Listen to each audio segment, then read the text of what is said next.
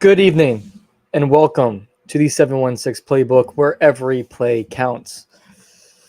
If you are tuning in for the first time, thank you so much, and I hope that you enjoy the show. If this is a recurring viewer, I appreciate you coming back.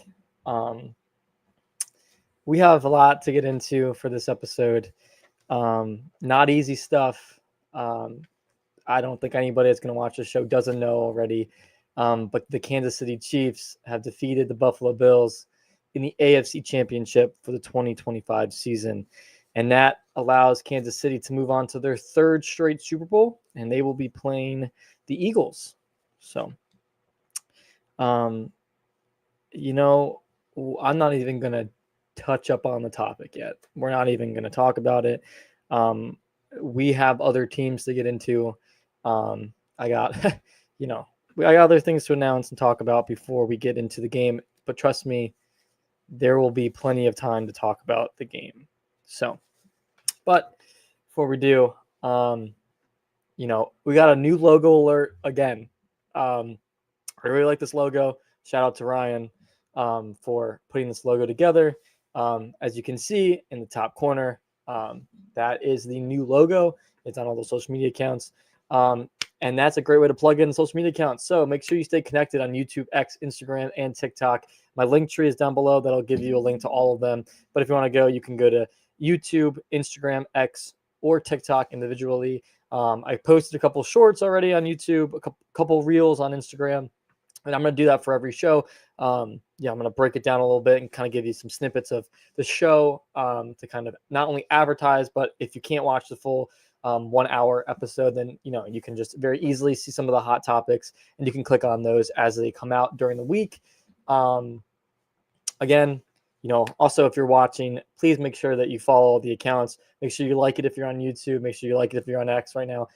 We did get X figured out, so X is fixed. You can watch it live on X, so that is an exciting piece that I'm hoping will bring in new viewership as well. And again, wherever you are watching this, please comment. This show is just as much for you guys as it is for me. I'm going to say that every single episode because I mean it. And I really, really do appreciate you guys taking the time to listen to me vent about my favorite Buffalo sports teams. But no, if you guys have a question, you guys want me to talk about something, you guys want me to, you even want to debate me, please go ahead, be kind, be respectful in the comments. And if I don't see one of your comments, I'm going to try to see as many as possible throughout the show. If I can't see it, if I don't mention it, please DM me, please follow my account. DM me on whatever that platform is and say, hey, I make sure to check those as well. So, let's say for some reason I don't get to your comment, just kind of call me out and say, yo, you didn't get to my comment, and I will make sure to for the next episode. Well, I think that kind of breathes us in. There is not much news on the Bison. So there isn't really much to talk about. There is less than 60 days, though, until the season starts. So that is exciting. But there's nothing new. There's no off-season news for the Bison. For the Bandits, again, no new news, which no news is good news. They played last week, but they do play at home, KeyBank Center. They are going to play against Albany this Saturday, February 1st, 7:30 p.m. Eastern. Since we last spoke, Albany has lost another game, and they have allowed a lot of goals last game. I think like around 20 goals were allowed last game. So Albany, what I thought my prediction was going to be a low point, strong defense. They're now very desperate. They're only 2-6. They are also now last place in the entire league. So maybe, maybe when they come in on Saturday, maybe they'll get a little pump of juice and they will want to get their first real win. Unfortunately, they're only 2-6, and they're probably scraping the bottom of the barrel at this point, just trying to get some sort of life together. It is still, it's the middle of the season, so there's still time for Albany, not much, but hopefully Buffalo can crush them. That is the hope, and we can stay undefeated because, again, we are the only undefeated team left. So that kind of breaks us in to our first big topic or segment, and that is the University of Buffalo. Well, University of Buffalo, there is some special news to talk about as well for this week as well. Not as much as last week. There isn't as much off-season news that I saw from kind of looking back. Let me real quick put up my name as well here. So that is my personal handle on X. So after you follow the 716 Playbook accounts, make sure you also follow my personal as well. Again, I keep you updated on all the games and what's going on. And if there's an emergency or I'm sick or I can't do a show, I only have a 15-minute commute and I leave work at 5. But if for some reason there's a bad accident, I get stuck and I can't make it home in time, again, I will make sure to post that on all of my accounts. So make sure you follow that, and I'll even post it on my personal as well. Well, now let's get back in the University of Buffalo. So special news, men's wrestling, they had a tournament over the weekend, and they won both of their duels on Sunday, sweeping Glenville State and Bloomsburg. Good. They did well. That's what we wanted. So just a little shout out to men's wrestling because they swept all their matches. So it's impressive stat. Now getting into the exciting University of Buffalo team, the women's basketball team. We beat Ohio University and Akron University. So we are continuing our streak of wins. We are now second in the conference. We're 6-2 in the conference and 17-2 overall. Unfortunately, those 2 losses were conference games. And we have won all non-conference games. So let's hope that we keep that streak alive. The Ohio University game, we won 72-55. We outscored them majority of the game. They were able to outscore us in the third quarter. But besides that, they weren't really able to do much. We averaged almost 20 points a quarter, and we just kind of walked right through them. So Ohio University unfortunately went down for them, not for us. Fortunately, we won. And then we also beat Akron University 80-71. Now, this was a game. We were down 25-12. They over doubled our score at the half. And we had a huge fight in the second. At half, we actually came back. We made the game 35-34, and we were in the lead. We had a massive second quarter, and it left us in the lead at the end of the second quarter. So we went from being 25-12 to then actually being in the lead 35-34. And then we just outscored them the second half as well. And we just finished the game strong. So kept them to minimal points in the second half, and we were able to do some really great things. Next game for the women's basketball team is tomorrow, the Wednesday, the 29th at 11 a.m. Such a weird time for a college team, but they're going to be playing Western Michigan. They're 5th in our conference. They are only 5-3 in our conference and 8-19 overall. They are behind us in the conference.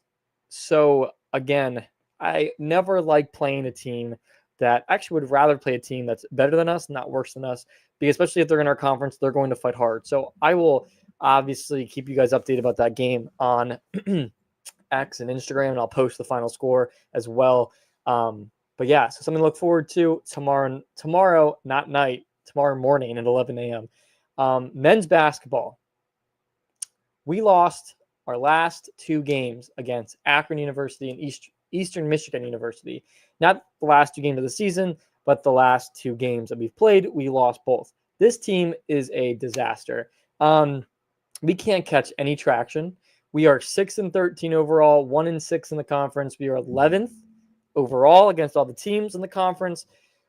The only team that's worse is they're 5-14. So they're only 1 game. They're right behind us. They are right behind us. And that would just be our luck to really go down as the worst team in the league.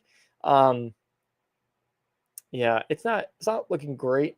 It's not awful. But it's just it's a mess. It's really a mess. It's, again, there's still some games that can be played, but so I'm not going to be like, oh, there's no hope. But they need to pick it up, and they need to pick it up quickly to just kind of gain any sort of traction in our conference. I tried to tune in to a couple games live. They're just a disaster. Luckily I can watch highlights and stuff, so I don't have to sit through hours of that gameplay, because honestly, the stands are empty. Nobody wants to come watch them, and nobody's watching on TV. We lost to Akron University 90-58. in the first half, they came swinging. They scored 40-25 at the half, and they scored another 50 in the second. So at the half, we were down 40-25. There was nothing that we could really do at that point. And then Eastern Michigan's game, we lost 90-77. It was a close first half. We started off really good. We outscored them 45-42. But in the second half, they came back. They outscored us 48-32 in the second, and that made that 90-77. So again, blowing a lead. Yes, it was a small lead, but it was something. It was something to give us hope at halftime, and it just didn't turn into our favor, unfortunately. We play tonight, 7 p.m. So we are playing right now, and I'm going to check that score real quick for us. It did just start, but we are currently it's 9-7. We're playing Central Michigan at home. We're in Buffalo. They're not really that good either. They're 9-10. This could be a winnable game. This will be a close game, but they are up by 2 right now. It's 9-7. So I will keep you guys updated at the end of the game and tell you guys more about what the score looks like once we've had more time for the game to play. But for right now, there's just not much game time. They just started, so I'll keep you guys updated as we move along. But hopefully we can get a win out. So that kind of closes up the segment for the University of Buffalo. Again, guys, the show is going to be Bills heavy. It will not be only about the Bills, but it's going to be Bills heavy. So, this is more to give, updates about what's going on to the other Buffalo sports teams. But the second half of this show is really going to be just based around the Buffalo Bills. And you might be thinking, wow, well, the season just ended, so now what? But I will get to that later about what the show is going to look like moving forward. But again, if you're thinking, wow, you're not really giving me much substance here, you're kind of running through game a little bit, that's on purpose. This is a Bills heavy show, but I still want to give you guys some updates, some context, about what's going on with other Buffalo sports teams. So we're going to move on to the dumpster fire Sabres. Wow. Again, we won one game and then we lost 2 games. So we are now seeing a pattern with the Sabres. Just like last episode, we won the first game last week and then we lost the next 2. We beat the Canucks 3-2. Luukkonen had a great game. He saved 32 of 34 shots. JJ Peterka hit the game-winning shot late at the third period to win the game. Their goalie could only save 23 or 26. But again, we're still getting outperformed even in wins. Even when we win, we get outperformed. They're shooting more than we are. So that's part of the problem. They're looking. There's too much worry about getting good looks, and there's not enough about here's the game plan, here's the play we're going to run. And that's what I saw for all 3 of these games. I saw no game plan for what would happen if we were down. It was just figure out a way to get back up. And there's nothing that tells me that we go into these games with a clear set or mind. I would love to be a fly on the wall with these practices for the Sabres, because I have a very hard time believing that we're actually studying and getting substance to these games. There's something off. There really is. There's something off. Jason Zucker did not play. He didn't play against the Canucks or the Flames. He's been struggling with an illness, but luckily it did not hurt us for the Canucks game, and we still found a way to win. Unfortunately, I can't say the same about the Flames game. The Canucks, they had 2 scores in the second period. They led 2-1 in the start of the third. Kulik tied the game. Okay, he had a great shot to tie the game, and then Peterka gave the Sabres a 3-2 lead with less than 7 minutes left. They actually pulled their goalie, so it was 6-on-5, and Luukkonen saved 6 shots in 90 seconds at the last 2 minutes when they pulled their goalie. So that was great. I'm very grateful for Luukkonen. He did a great job against the Canucks. That was a game that I actually predicted that we were going to lose, and we ended up coming out on top. I'll give the boys a lot of credit for that game. They just traveled. They just played the night before. They're jet lagged. They're away. And now they had to play again at 10 o'clock at night against another team out west. So they we'll get into the Flames game now. We lost to the Flames 2-5. Okay, they scored first in the first period. We had 2 goals in the second, so we made it 2-1, and then they made the game 2-3. So then we scored twice. It's now 2-1. This is great. I actually remember saying, "Hey, look, we finally were able to score back-to-back shots. Not only back-to-back shots, but we were able to get the lead. That's great." And then they make 2 shots back-to-back unanswered. So going into the third, it was still 2-3. We were down by 1. And this game looks a lot worse than it actually is. If you just tuned into the end, or you just tuned into what the final score was, it looks way worse than it actually was. The last 2 shots were on we're on an empty net. We pulled our goalie. Luukkonen had 21 of 24 shots saved. Jason Zucker again was out for this game, and that did hurt us. He was again struggling with the ill. And Buffalo, this is the problem. We don't capitalize on power plays. Buffalo was 0 for 6 on the power plays against the Flames. You're telling me 6 times we had more players on the ice, and we couldn't come out with a goal. It's just it's frustrating. But again, this game was a lot more deceiving. The last 2 shots again were the last 2 goals were on an empty net. So I give the boys some credit where credit is due. The Oilers game, 2-3. We lost 2-3. Okay. We finished this Western road trip 1-3. Jason Zucker returned for this game from an illness. Buffalo, they got outshot Edmonton 11-1 in the start of the third period. This game was frustrating. Let me tell you this. Going into the third quarter, okay, they had a 3-2 lead. It was frustrating. It was very frustrating. We score. Kulich scores to tie the game. Instantly I knew exactly what had happened because no fans reacted. It kind of was just like, and officials reviewed the score and they saw that Kulich kicked the puck into the net. Goal was overturned. And then we pull our goalie again for the last 2 minutes, and we couldn't tie. We couldn't tie the game. We had 1 extra guy out there. Again, on the power plays, when we pulled our goalie, no matter what, we still can't score. But the starting goalie who hasn't played since January 4th, James Reimer, he started as goalie. We gave Luukkonen the day off. And he blocked 31 of 34 shots. Again, he blocks 31 of 34. When you give them 34 opportunities to shoot, they get 31. To me, that's like, oh, that's great. We saved 31 of 34. But then you find out that we didn't even score a fraction of what they were able to shoot. And it's frustrating. So the opponent continues to outshoot us. So again, give the goalie some credit. It was his first game back in a couple weeks.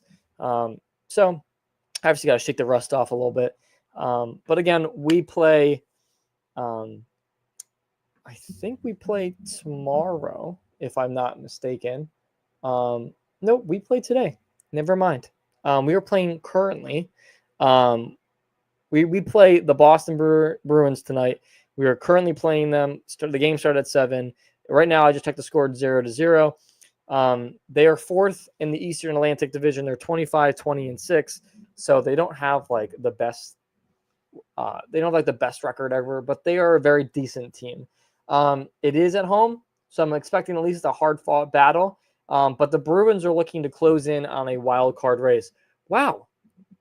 Let me say that one more time. The Bruins are looking to close in on a wild card race.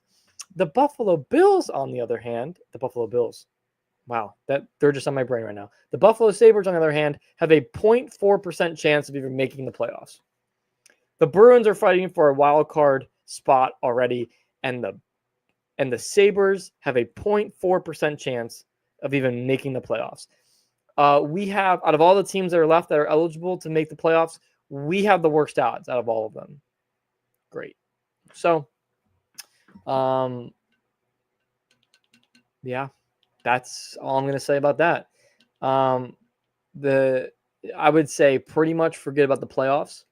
I don't see this team being able to fight these odds. I don't even think even if we win out,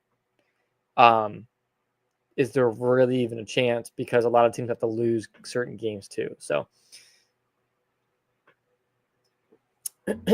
so with that being said, we are gearing into the final segment of the night, the big segment. But before I even introduce them, I'm going to take a slight break.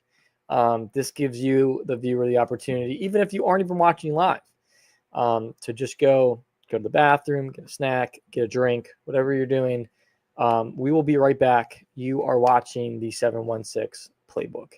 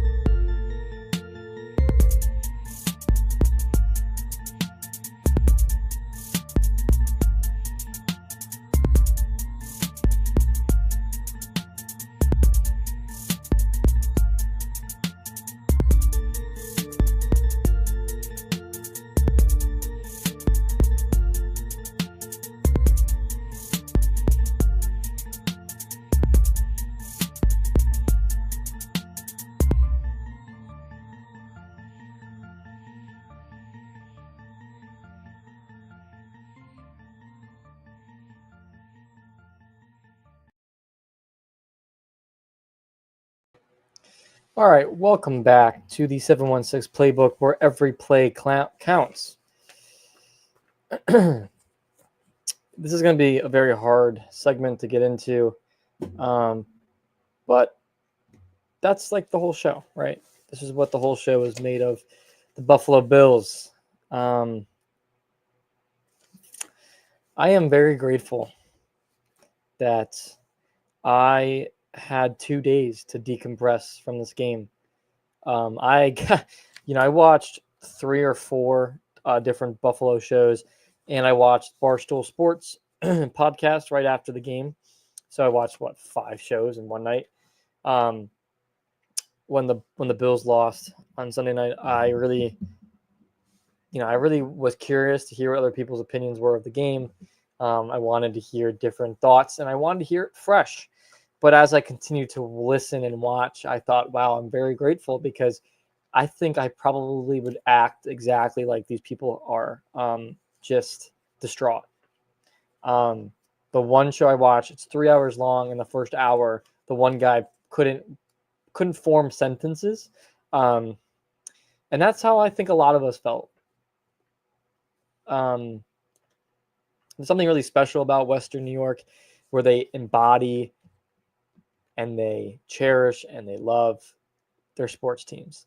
And that's a great thing. That's a really great thing. But because we become so consumed in our sports teams, losses are just so crushing. It's a really hard blow. Again, as you all know, the Buffalo Bills lost Sunday night to the Kansas City Chiefs, 32-29.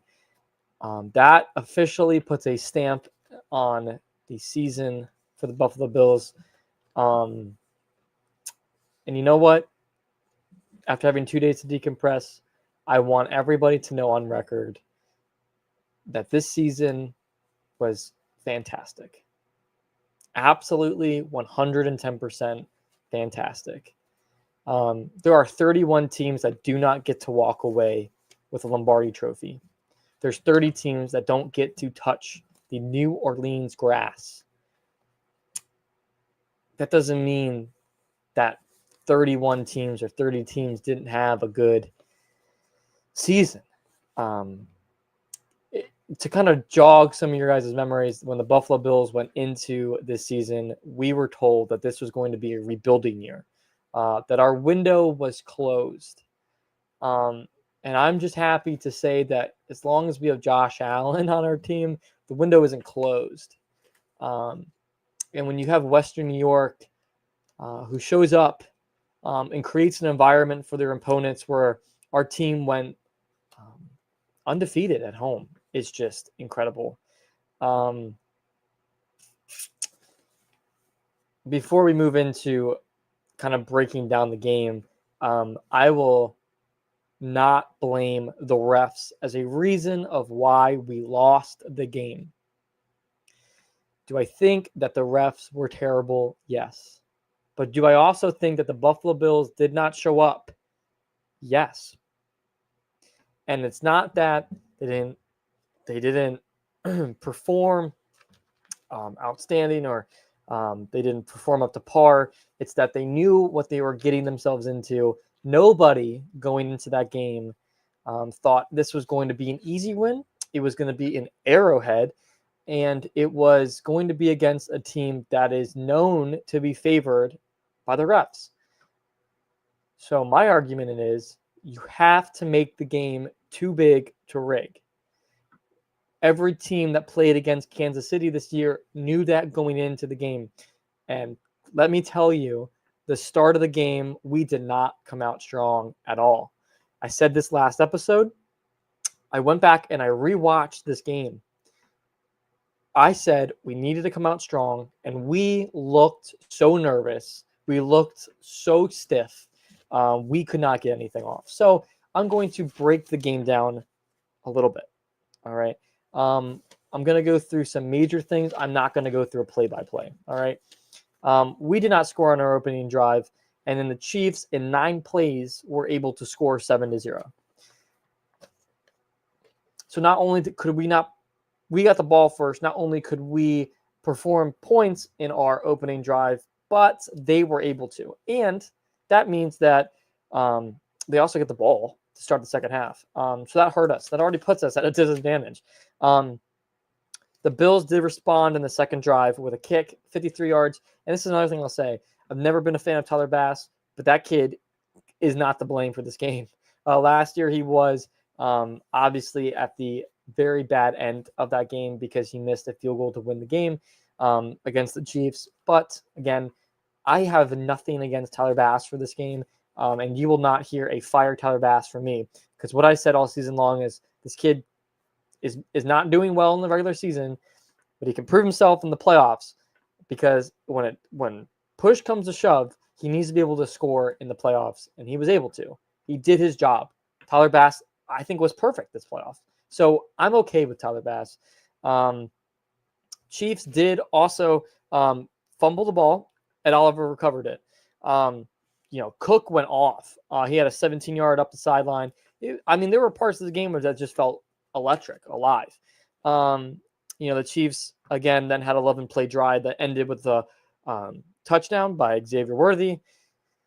The Bills then went 3 and out and had to punt. And then the Chiefs in 6 plays ended in the end zone. And now you're looking at a 21-10 with I think there was a minute left, a minute 48 left on the clock. And you're down 21-10 before the end of the half. And you know that the Chiefs have to get the ball back. So to me, that was not a pretty start to the game at all. We were able to get down the field and score. But then we go for a 2-point and we don't get it. Allen gets absolutely stuffed on the QB sneak. I refuse to say the word tush push now moving forward with the Buffalo Bills, and we'll get into my analysis of why I say that. But what the Buffalo Bills did this last Sunday, don't call it a tush push, because it was not a tush push. It is you're throwing a 6'7" man like a piñata into the air and hoping that he gets the first down. There's nobody pushing him. The Eagles are able to do it phenomenally. Yeah, the Eagles are able to do it really well. We cannot do the tush push at all. Anyway, at the half, it was 21-16 coming out of the half. Bills defense was great. Made the Chiefs punt. Milano got a great sack in there that pushed them out of field goal range, and they had a punt. Cook then had a 33-yard run. We ran 11 of the 12 plays on that drive. So 11 of 12 plays on that drive were running plays. And we made it 22-21. We went for a 2-point attempt again, and Allen got sacked. I'm not even going to add my analysis until later. I'm just going to get through this, and then I will talk about my feelings.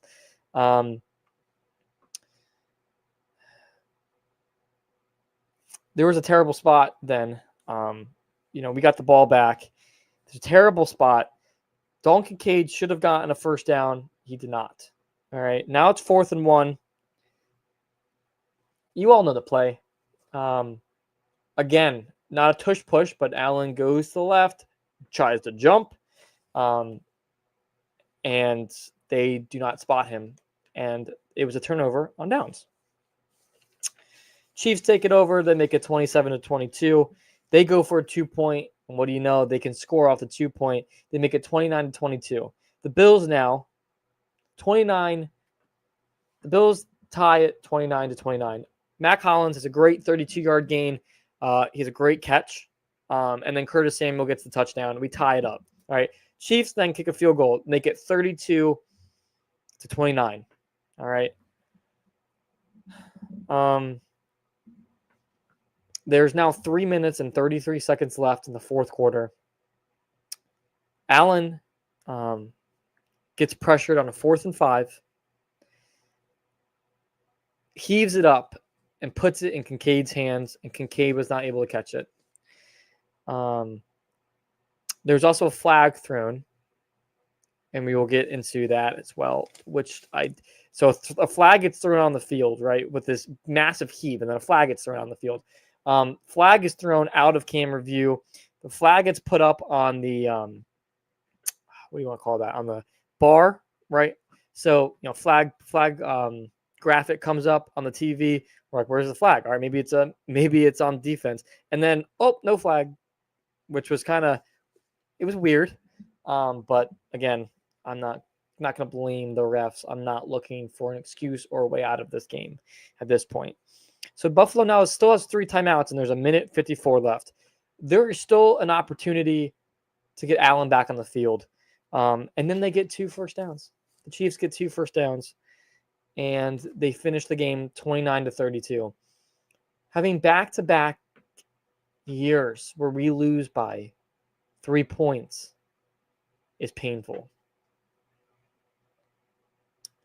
Because last year you could say we were a field goal away from tying it up, and who knows what would happen. This year, we were a couple plays away from potentially beating the Kansas City Chiefs.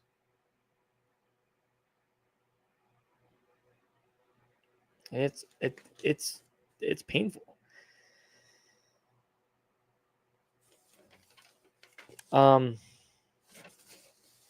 Look, now I'm going to give you my analysis about that play-by-play.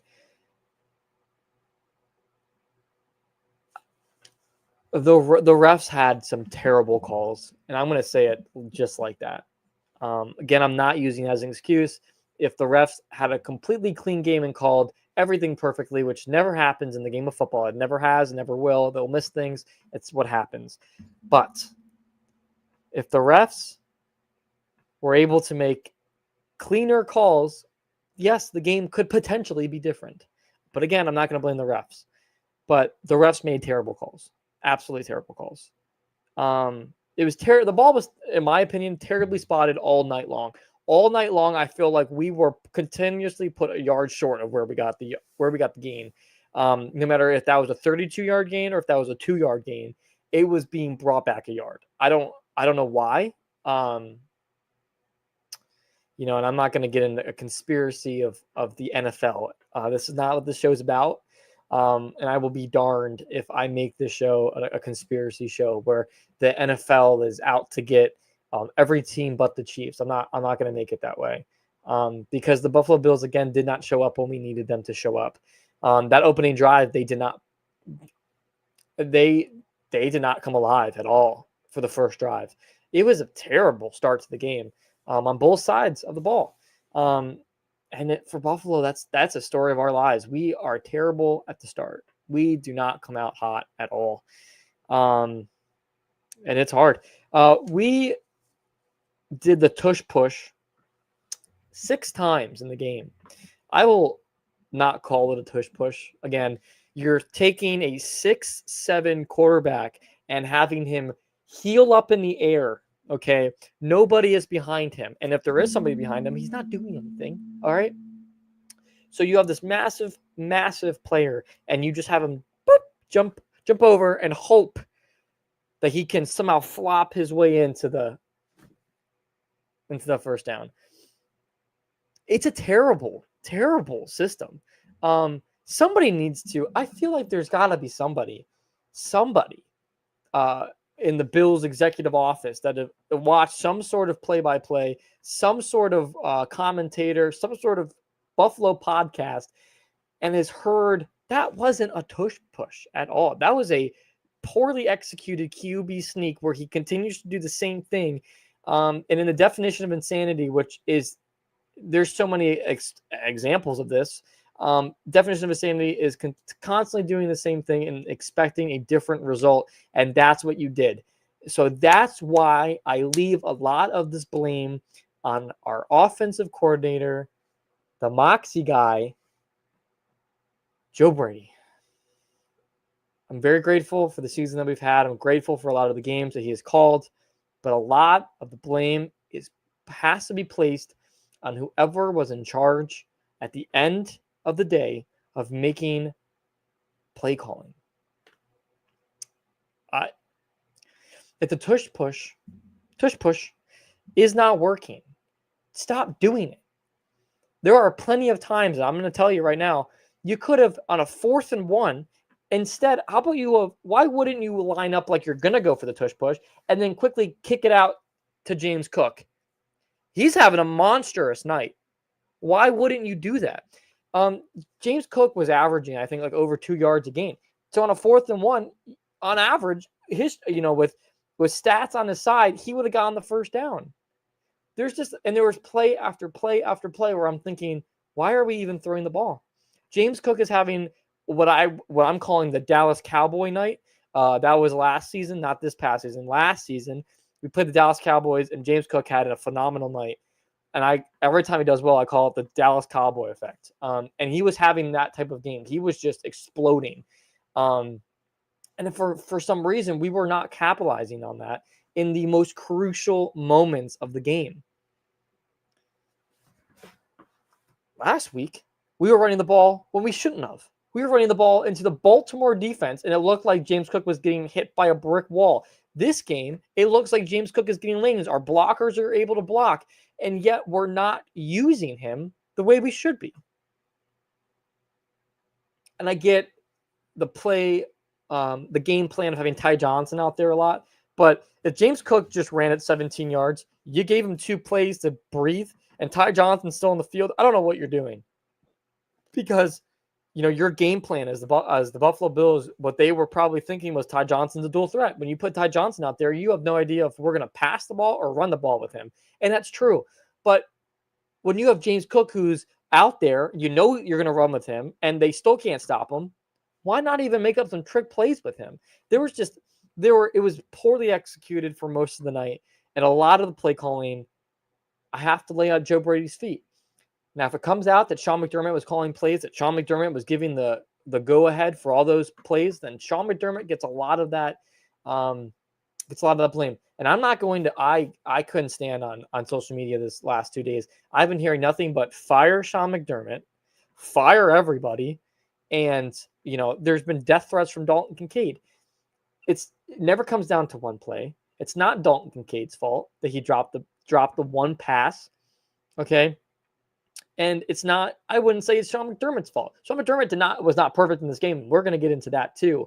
But he is not to blame either. Joe Brady has to answer this, though. He has to. He needs to be held accountable for this game. I'm not saying to fire him. I am not screaming to, punish him or whatever. I need that man to step in front of a camera, step in front of media, and say, hey, I just declared that I'm going to stay with Buffalo for another year, that news just came out that he's not going to go for a head coach position. He's going to stay with Buffalo. He's going to be our offensive coordinator next season. I need him to be held accountable with the media. I want him to stand in front of the media, and I want him to explain himself. Because if it comes out that he was the one, which I think he was, that was calling the offensive plays, because that's what his job is, I think there needs to be some questions answered.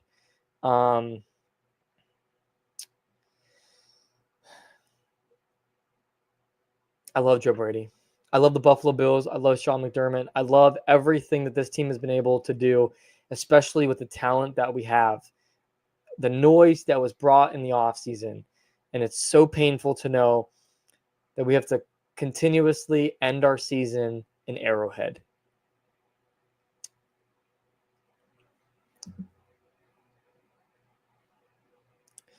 I read something that was like this game would have been different. It was in Buffalo. I don't know if that's true. If this game played out in Buffalo the way it played out in Arrowhead, I don't think the setting would have made a difference. At least this season, we can say that we were undefeated at home. You never need to live out that what if, because you know that we were undefeated at home, and you can hold that stat. You can hold that, and that's great, and I love that. But at the same time, it was garbage ball.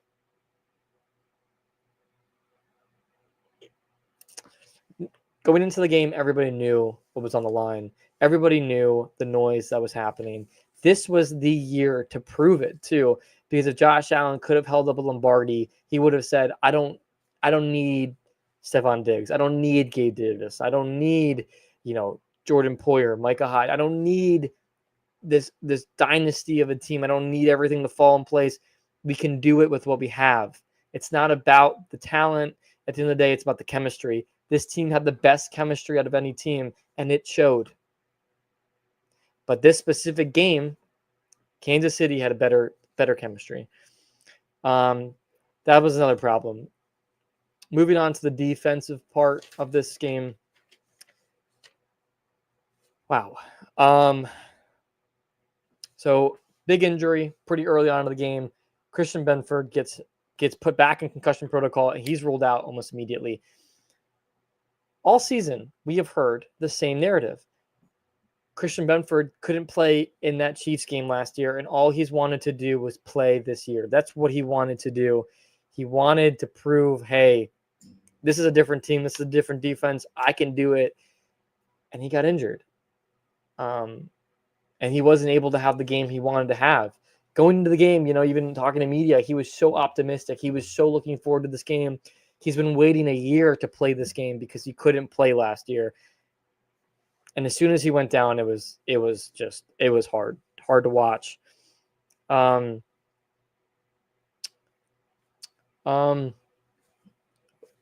Miller was absent this game. I don't know where he was. I don't know what he was doing, but I didn't see him much. Matt Milano was present. Matt Milano was there. That's good. I'm glad he's still there. He's still got pressure on the quarterback. Ed Oliver got that fumble recovery. Von Miller, we're paying all this money to. And we'll get into this in a couple minutes, but Von Miller, his contract is up for negotiation. He's up to be a free agent this year. And Buffalo has the option to release him. Not only release him, but release a lot of money. There's a lot of money tied with Von Miller, and we haven't seen much. We have his torn ACL. We have him, with the domestic assault against his it's a domestic assault. So it was against his fiance or his girlfriend, the mother of his child last season. There was just so much stacked against Von Miller anyway. He's old. We gave him way too much money. He's taking up way too much cap space. Having that room might be really nice because we could sign somebody else. And again, we're going to get into that a little bit. But right now, we're going to talk about this game. Von Miller was absent. And I really hope that, that our front office can see that. Not only can front office see that, but they think, hey, in the most pivotal game of the season, he wasn't there. He did not show up. And I don't know if we can necessarily sign him for another year. I don't think there's going to be many Bills fans that are going to be that upset about it. If Von Miller could end his career, retire, and then come back on a coaching staff, that would be great. We can get some young players in, and he could be a great asset to have as a veteran. But I just don't see him as a player anymore. I really don't. There's another player. So Christian Benford went out, and we put in Kaiir Elam. He is no good. He's a first-round pick from the Florida Gators. He has a history of penalties. He gives up way too much completions. He drops coverage constantly. He is not en route with the offense. He is not running where he is supposed to be running. He's not when we're put in man, he's not running with the man. When he's put in zone, he looks like a lost bird. He looks terrible. Absolutely terrible. Kaiir Elam is no good. He was a terrible first-round pick. And I'm going to tell you right now, probably was the reason for 70%.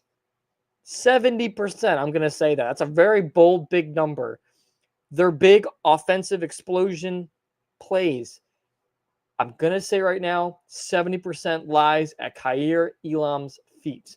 But not only does it lie at his feet, it's got to lie at McDermott's feet. McDermott had a chance at halftime to change that. Going into half, even Tony Romo, the most annoying commentator in the world, said, wow, maybe they should probably reevaluate putting Elam out there. Oh, nope, here comes Elam. Terrible coaching decision. All year, we have heard very big doubt against Elam. In the biggest game of the season, when all the odds are stacked against you, you're going to put the worst player in?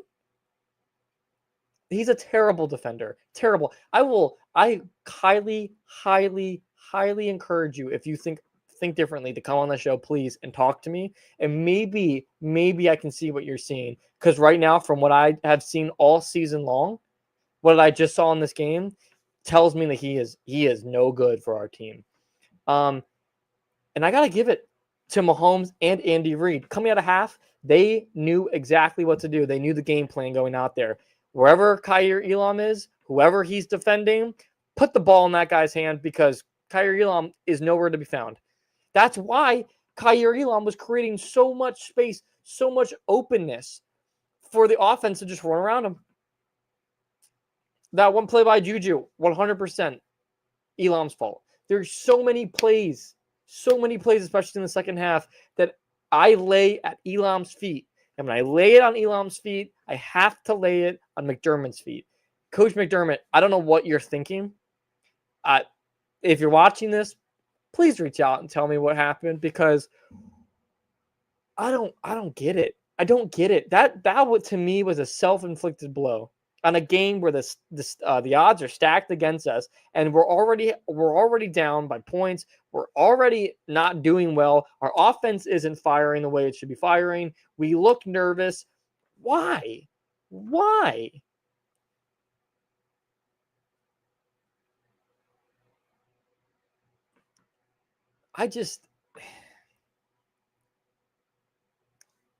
You give it to Andy Reid and Patrick Mahomes because they targeted Elam and they got away with it.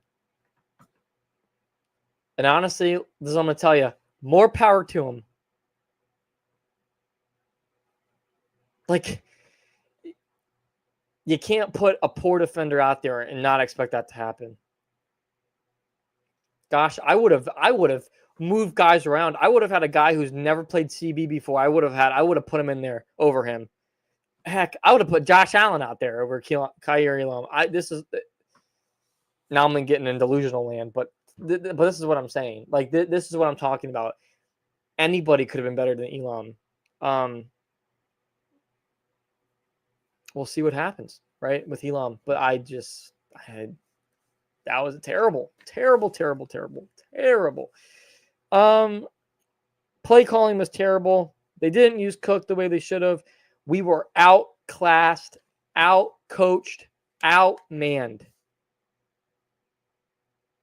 For every white jersey, there were 3 red jerseys right there. I mean, I got to give it to Steve Spagnuolo because he fired up that defense as soon as it counted. As soon as it mattered, he had them fired up. He was able to put pressure on Josh Allen like no other defense has been able to do all year.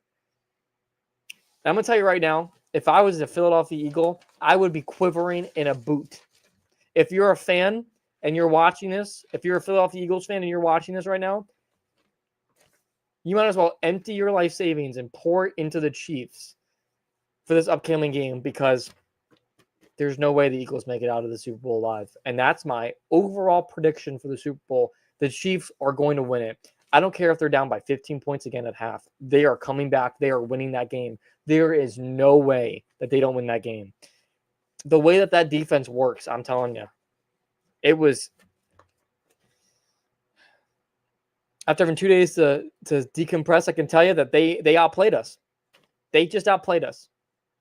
And that's why I say you can't blame the refs because I don't even think you needed the refs. You didn't even need the refs. On that last play when the flag is thrown, even if that was a blatant, like they were ready, they were going to call holding, they were going to call something that, whatever. They threw the flag out. They were just hoping that if the Dalton Kincaid caught that, they could come up with something to penalize Buffalo. That was a beautifully executed play. I'm very glad that Josh Allen was able to throw it out there. But again, they put so much pressure on Josh Allen, and it was Kansas City Chiefs, first team to successfully stop the tush push. Buffalo Bills are the second best team in the league underneath the Philadelphia Eagles. Again, I'm very, very interested to see how the Philadelphia Eagles do against Kansas City. Luckily, the Philadelphia Eagles do the tush push correctly, so they might have a better chance against Kansas City. I still think Kansas City comes out with a win. They are going to move on to their 3rd straight Super Bowl, and I think it's going to be a win. Stop blaming Dalton Kincaid for that drop. That's where I'm going to end that. Apparently, he was also playing on a torn PCL, so he's injured. Yet he was still able to turn his body quickly and drop down to get that. He put the effort into it, and that's all that mattered. Josh Allen, again, he put so much effort into that game. It's very hard to watch that. It's hard to watch the press conference game video with him. He looks defeated. He looks very, very defeated. Real quick, I'm going to show this. Eagles are going to win. That is one very optimistic Eagles fan right there. And Isaiah, I can tell you right now, I hope you're right. I hope you're right. I really do. I hope you're right. Because I don't know.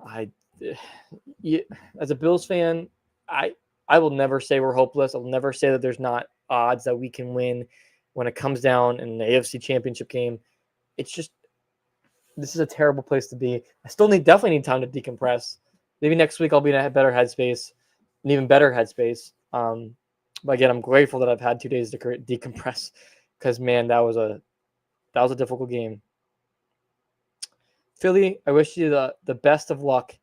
And with that, I am very disappointed to announce that this will be the last first time in history update I can give you. Almost every game so far this season, Buffalo has been able to break some sort of record. And of course, it's very fitting that this game, Buffalo got to break a new record, a not positive record. Buffalo Bills become the first team in NFL history to lose 4 times in 5 years to the same team in the playoffs. That beats Manning. That beats Phillip Rivers. I believe Marino is in that. Josh Allen just created himself a new category. And I feel so bad for him. I feel terrible. Looking to the future, it's not bleak. The future is not bleak. The future is very optimistic for Buffalo, and I think we're still just getting started. The window is not closed. I don't think it's going to be closed for a couple more seasons. I think Buffalo still has so much more potential. I think Josh Allen, there's no way Josh Allen is going anywhere else. There's no way the Buffalo Bills will ever leave Josh Allen's side. As long as you have Josh Allen and you have somebody that can catch the ball, you have somebody that can defend the ball, we are never counted out. Ever. Ever. And I think next season will be even better. I really do. So if you're a Buffalo Bills fan watching this right now, I want you to know right now, the future is not bleak. There is a lot of hope. Go Birds. Yes, go Birds. Again, Eagles fans, please prove me wrong. Nobody wants to see the Kansas City Chiefs win. Nobody wants to see them be the first team to win 3. And if anybody else tells me that I am witnessing greatness, if I have one more sports commentator who is so fake on camera that they probably complain about the refs at home, and then they get in front of a camera in a studio and say, "Oh, you're witnessing greatness. Patrick Mahomes is the greatest quarterback to ever live, blah, blah, blah, blah, blah." I'm going to lose it. Stop saying that we're witnessing greatness. Stop. We're witnessing either the best luck in the world or a conspiracy that I will not get into. But I refuse to put Patrick Mahomes in the GOAT category. I think he's a very great quarterback, a great quarterback. I refuse to put him in the GOAT category. And nobody wants to see them win 3 straight. So we have next season. Future is bright. And there is some now questions to be made. What is next for the show?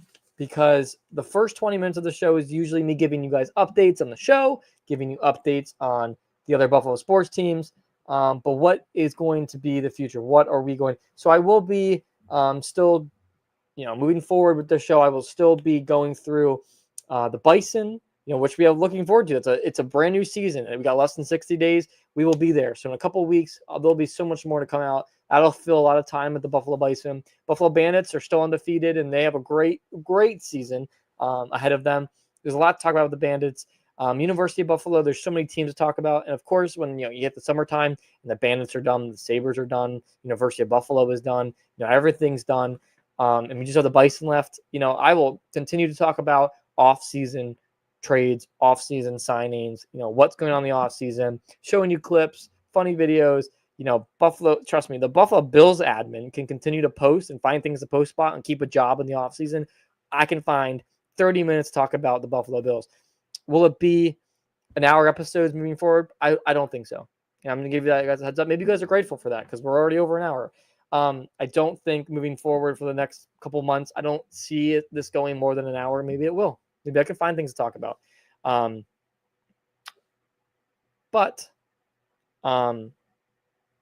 have a lot of other teams to talk about. When they're not playing, I will continue to talk about off-season news. And that's what I'm going to do with the Buffalo Bills starting this week. So now we are kicking into a new segment, the Bills, but it's off-season. So everybody keeps talking about Myles Garrett. Stop. Cleveland just came forward and said there's no way that we're getting rid of Myles Garrett. As long as the GM is there, he's not getting rid of Myles Garrett. They want Myles Garrett to retire with the team. So please stop talking about Myles Garrett. Here's something interesting. Max Crosby. All right. Plays for the Raiders. He's a defender. That's something to look forward to. I think his contract is up. And if it's not, if I'm mistaken, there is always possibility for a trade. Raiders are in a rebuilding era. Max Crosby was kind of the last era, part of the last era. He could very potentially be part of the new era. He's still young. I think he's in his late 20s. But Max Crosby would really open up the defense and he would be a great for the defensive line to put pressure with Ed Oliver. So that's something to look forward to. Micah Hyde, the safety that we picked up, who was a veteran who didn't play, that we just signed for the reserves. Micah Hyde is officially retired from the NFL. He didn't retire last season, so if you thought, he already retired. He pulled Tom Brady. No, we didn't. He never retired. He said, he was going to return. He was going to retire, and he chose to return. Try to see what could happen. Unfortunately, he was very missed. He was very missed in last week's game. Damar Hamlin was terrible in last week's game as well. That's something I didn't even get into. Damar Hamlin was not up to par, and we had Taylor Rapp was out. So there was a lot of safety issues as well. And Cole Bishop, the young kid, he had some really good tackles, but he's still a rookie.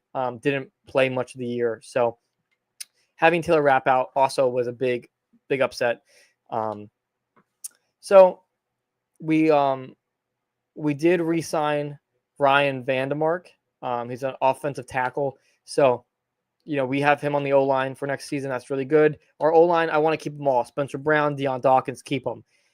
They are awesome. Deion Dawkins isn't going anywhere. But there's going to be a lot of off-season news. I very highly doubt that this will be a quiet off-season news. I don't think it's going to happen. I think Kaiir Elam is done. His contract's done. He's done. Buffalo Bills are done with him. I really do. I think he's not coming back. So I would say goodbye to Kaiir Elam. That's my prediction. And there's two players that are unfortunately probably also going to be done as well. Von Miller is one of them. I'm grateful for what Von Miller has done. Don't think he's done that much. I think he's taken way too much money for what he's given us. He's given us really good pressures. He's given us a couple, forced fumbles. That's really great. He's done his job. He didn't go above the job. He was injured for a long time. So we have an option to release him and not give him any more money. And that's probably what we're going to do. He's old. That's most likely what we're going to do, especially because it it will relieve a lot of money, a lot of cap space for us to be able to sign somebody like Max Crosby from the Raiders, or even talk Myles Garrett into coming to Buffalo. And then Amari Cooper. I love you, bro. Dude, I love Amari Cooper. It's so disappointing. I wish we could have given Amari Cooper more. There's talks about Amari Cooper going to the Steelers. We'll see. He is, I believe, a free agent. He is. So he's an unrestricted free agent, which means he can go wherever he wants. He can do what he wants. Some other big names that are going to be potentially re-signing, but we don't know. One of them is Ty Johnson, running back, dual threat boy. He can run. He can catch the ball. We will see more. I will talk about it more. But his only comments when he was questioned about it was, I had talked to my agent. Honestly, don't take that as like, oof. Just take that as what it is. He's going to talk to his agent. There's money in other places. That kid's really good. If some other team can give him more money and they can use him better than we can, I don't blame him. I would miss him very much, but he deserves a lot. He's done a lot for Buffalo this year. Our fullback, Reggie Gillum, he's another person that we probably should sign back. He's a great fullback. We didn't use him much this year, but we can potentially use him a lot more next year. Amari Cooper, he's probably going to be gone. Again, Steelers want to pick him up. We'll see what happens with that. I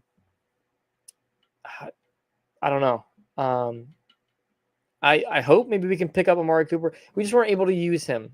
I don't think Amari Cooper came in. No, I think he knew he wasn't going to get a lot of stats.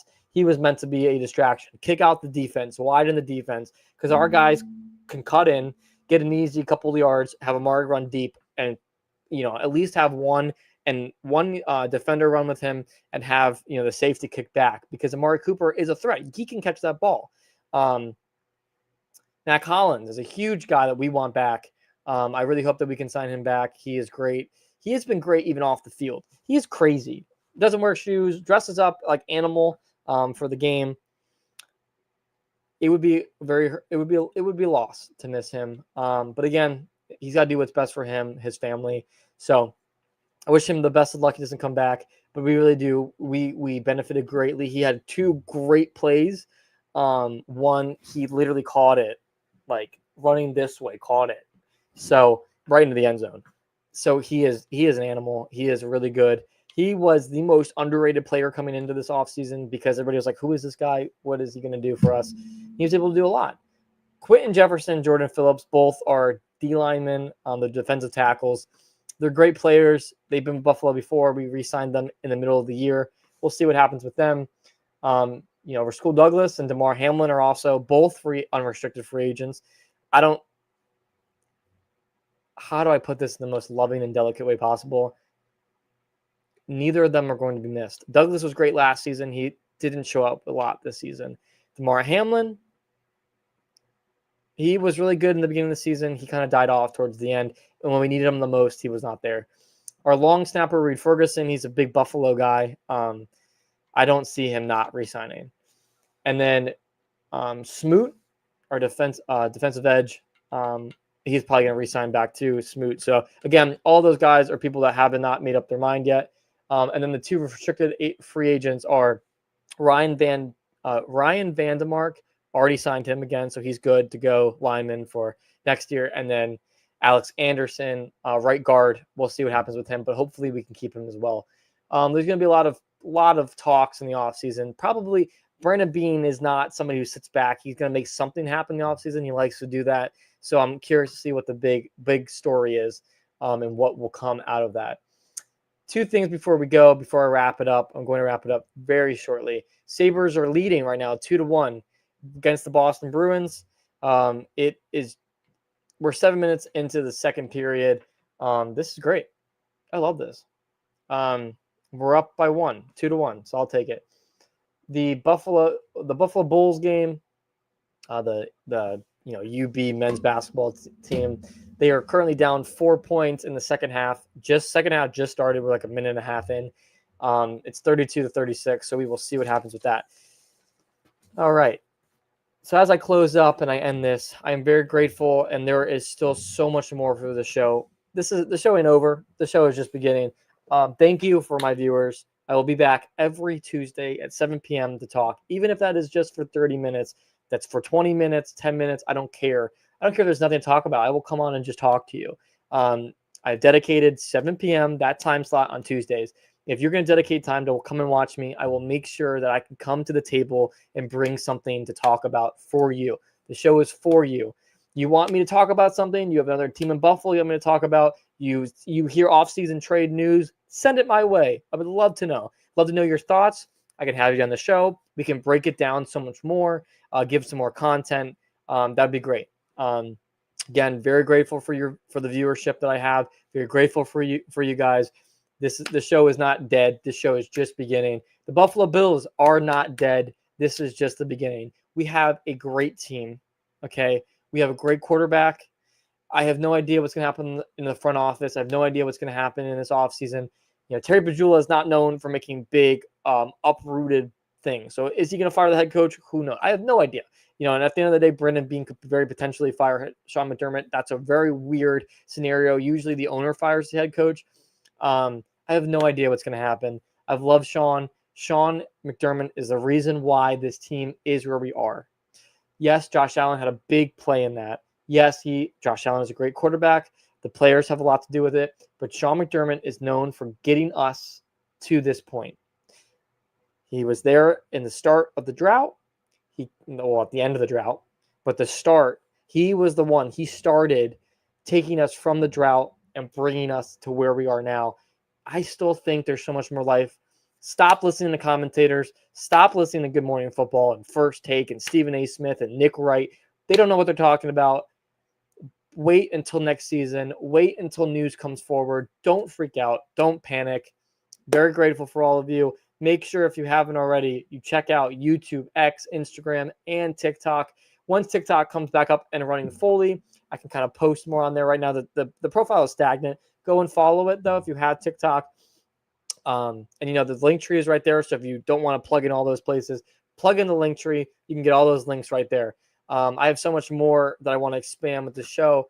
Again, we're live on YouTube, live on X. I want to look on getting live on other platforms. But yeah, I hope you guys all have a great night. You have just watched the 716 Playbook, where every play counts. Good night.